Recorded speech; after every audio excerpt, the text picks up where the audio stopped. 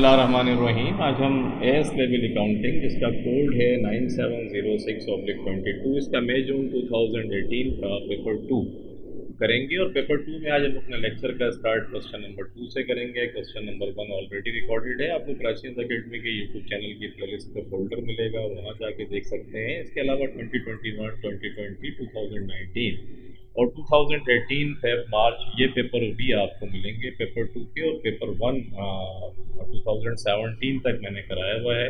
तो वो बच्चे जो फर्स्ट टाइम ये वीडियो देख रहे हैं उनकी इंफॉर्मेशन के लिए आज हम लेक्चर का स्टार्ट करते हैं। क्वेश्चन नंबर 2 से कहता है M limited has provided the following extract from the statement of financial position at 31 अगस्त 2016।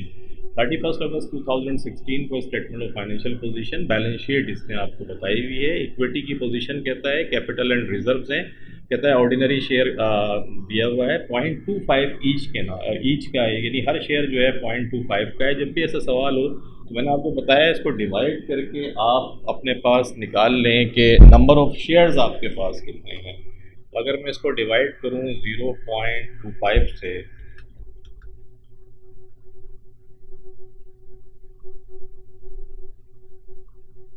तो ये आपके पास 200,000 डिवाइडेड बाय 0.25, तो 800,000 हो गए आपके।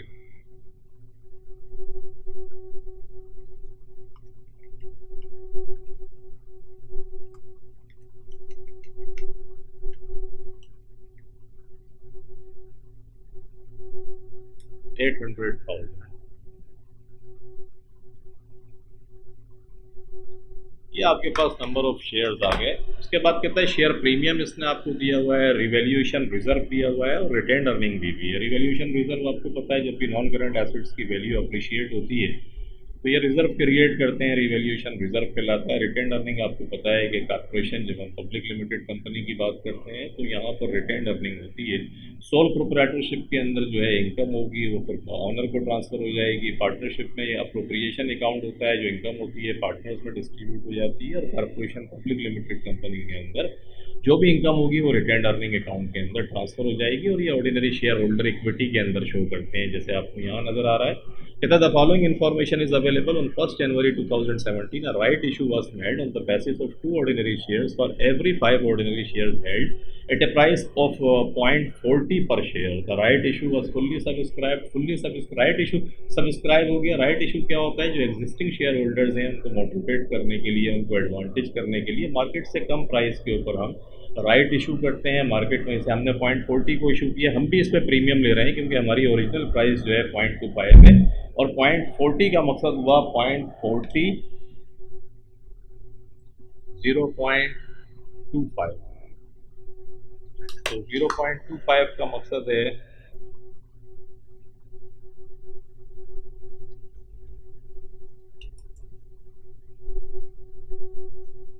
कि 0.4 माइनस 0.25 तो 0.15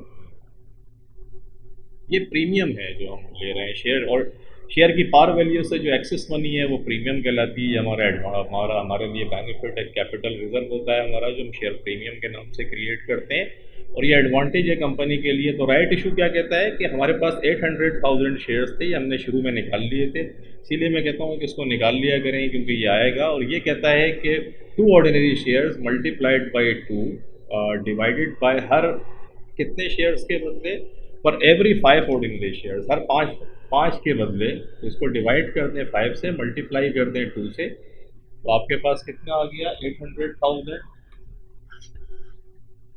मल्टीप्लाइड बाई 2 डिवाइडेड बाय 5, तो ये 320,000।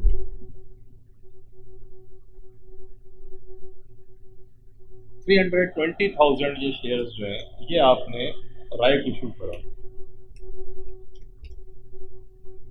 320,000 शेयर्स को अगर आप 0.25 से मल्टीप्लाई करें जो इसकी ओरिजिनल शेयर की वैल्यू है तो आपके पास आ जाएगा 80,000। ये 80,000 जो है वो क्या आ गया, क्योंकि पार वैल्यू है ये शेयर कैपिटल आ गया।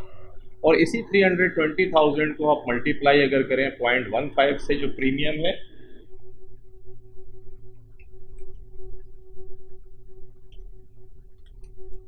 तो 48,000 ये शेयर प्रीमियम आ गया आपके पास। तो ये सिंपल तरीके से आपने कैलकुलेट कर लिया शेयर कैपिटल और शेयर प्रीमियम आपको ये मिला। उसके बाद कहता है on 30 June 2017 an interim dividend of $0.04 per share was paid on all shares in issue at that date. इस तारीख को जितने भी शेयर्स जो थे वो इशू में थे उन सबको डिविडेंड दिया। तो देखिए हमारे पास शेयर्स हो कितने गए, 800,000 ये थे और 320,000 शेयर्स हमने अभी देखा कि हमने ये इशू करे। तो इसका मकसद हुआ 800,000 और प्लस 320,000, तो 1120,000। ये 1100 दोनों को प्लस करके 20,000, 1120,000 हमारे पास शेयर्स आ गए और उसको 0.04 के हिसाब से डिविडेंड हम दे रहे हैं। तो इसको मल्टीप्लाई कर दिया $0.04 से, तो 444,800 ये डिविडेंड की अमाउंट आपकी आ गई, जो वो डिविडेंड आपने दिया है। सिंपल है, जो शेयर्स पहले थे राइट इशू के शेयर उसमें प्लस कर लें और उस पर 0.04 को मल्टीप्लाई कर दें, डिविडेंड आ जाएगा। At 31 August 2017 non current assets for revalued downwards by 48,000।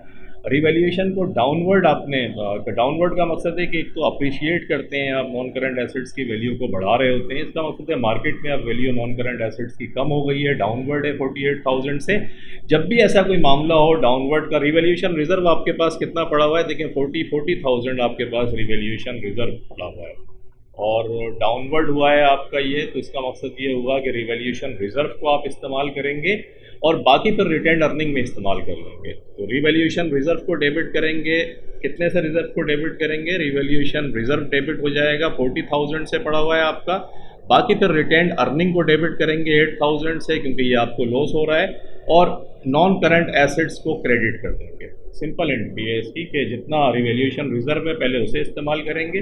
तो 40,000 पड़ा हुआ है तो इसी से रिलेट्स करता है, तो क्रेडिट में उसको डेबिट कर दें। बाकी 8,000 का डिफरेंस है वो रिटेन अर्निंग को डेबिट कर दें और रिवैल्यूएशन नॉन करंट एसेट्स को बल्कि क्रेडिट कर दें आप नॉन करंट एसेट्स को।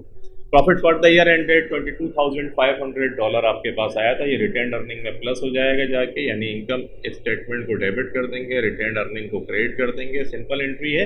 Prepare the statement of changes in equity for the year ended 31 August 2017। बड़ा पैटर्न क्वेश्चन है, टाइम एंड अगेन पूछ रहा होता है और इसी किस्म की ट्रांजेक्शन आती हैं। अगर आप ये 4-5 सालों के पेपर कर लें तो मैं समझता हूँ जो कुछ एग्जाम में आएगा बहुत इत्मीनान से आप कर सकते हैं। देखिए सबसे पहले आप किस तरीके से बनाएं, बड़ा आसान है ये।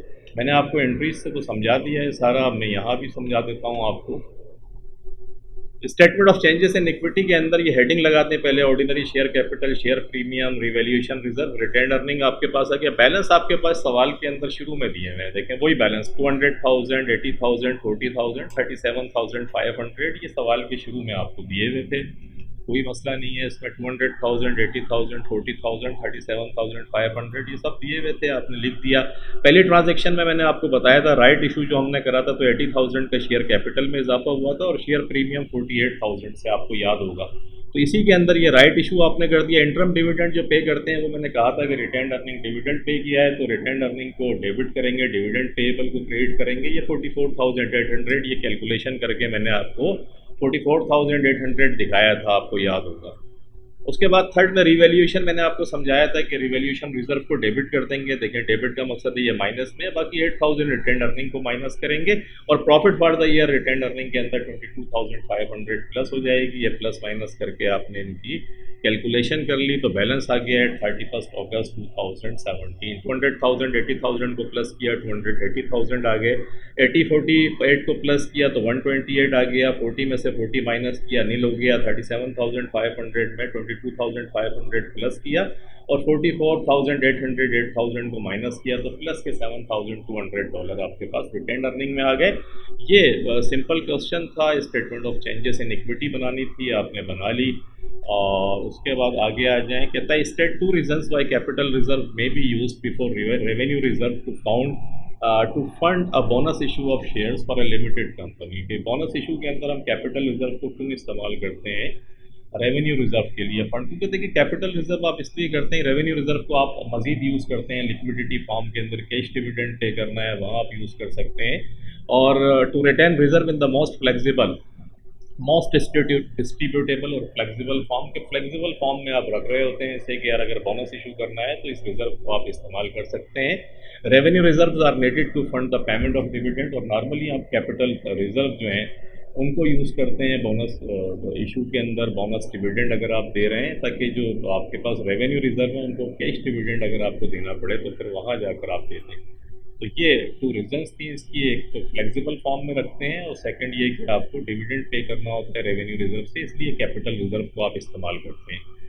लाइक शेयर प्रीमियम, आपको याद होगा मैं सवालात करा के आ रहा हूँ कि बोनस इशू में अक्सर हम यही करते हैं कि कैपिटल शेयर प्रीमियम को डेबिट करते हैं और बाकी अगर कुछ बचता है तो फिर रिटर्न अर्निंग को डेबिट करते हैं। State two benefits of a limited company of making a right issue, के राइट इशू से क्या बेनिफिट्स होंगे? एक तो quicker and cheaper than a new share issue, क्योंकि एग्जिस्टिंग कोई आपको फॉर्मेलिटी इतनी पूरी नहीं करनी पड़ती है, ऑलरेडी आप जिनको आपने शेयर दिए हुए हैं उन्हीं को ये ऑफर कर रहे हैं, तो चीपर होता है। More likely to be fully subscribed in a new share issue, और 90% बल्कि मोर और लेस चांस होता है क्योंकि मार्केट से कम वैल्यू पर होता है तो सभी ले लेते हैं, फुल्ली सब्सक्राइब हो जाता है ये। Results in a cash inflow, cash आपके पास आ रहा होता है, पॉजिटिव है, doesn't have to be repaid, आपको रीपे भी नहीं करना है क्योंकि वो तो इक्विटी के अंदर चेंज हो जाता है। Would avoid any dilution of ownership, और डाइल्यूशन भी नहीं होती क्योंकि वही जो शेयर होल्डर्स हैं उन्हीं को ये मिल रहे होते हैं। ये इसके बेनिफिट्स हो गए आपके। और आगे आ जाएं, state one limitation to a limited company of making a right issue, की एक लिमिटेशन भी बताएं कि क्या हो सकती है। तो लिमिटेशन देखें ये हो सकती है can lead to a fall in the share price, कि ये लिमिटेशन है कि जैसे ही आप राइट इशू करेंगे तो डेफिनेटली ये मार्केट के अंदर जो स्टॉक एक्सचेंज है उसके अंदर राइट इशू के फ़ौरन बाद जो है शेयर की प्राइस नीचे गिर जाती है, लोअर साइड पर आ जाती है, क्योंकि कंपनी को इंडिकेशन लोगों को ये होता है कि अब एक सर्टेन पीरियड तक कंपनी कुछ नहीं देगी। तो जो लोग होते हैं उन जगहों पे इन्वेस्ट करते हैं जहाँ उन्हें उम्मीद होती है कि कुछ मिलेगा, डिविडेंड मिलेगा। राइट इशू के फ़ौरन बाद मार्केट के अंदर प्राइस के अंदर फॉल आता है, तो दिस इज़ व्हाट लिमिटेशन है।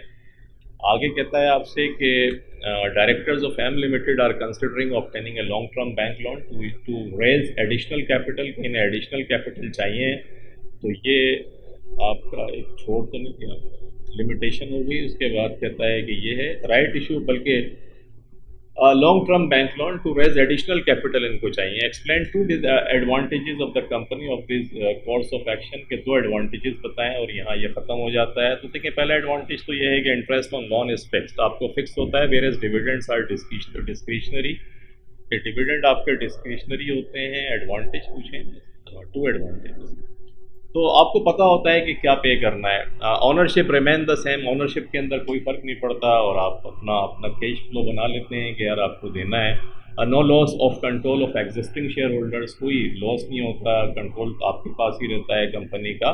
फंड्स रिसीव्ड क्विकर देन ए शेयर इशू, शेयर इशू के अंदर हो सकता है सब्सक्राइब ना हो, यहाँ फंड फौरी तौर पे आपके पास आ जाता है। Repayment are fixed, enabling future planning, आप फ्यूचर प्लान कर सकते हैं कि आपको कब ये पैसा देना है तो किस तरीके से देंगे, तो ये इसके एडवांटेजेस थे। और ये सवाल आपका ख़त्म हुआ। इंशाल्लाह मिलते हैं फिर नेक्स्ट लेक्चर के साथ, क्वेश्चन नंबर 3 के साथ। टेक केयर, अपना बहुत ख्याल रखिएगा। अल्लाह हाफ़िज़।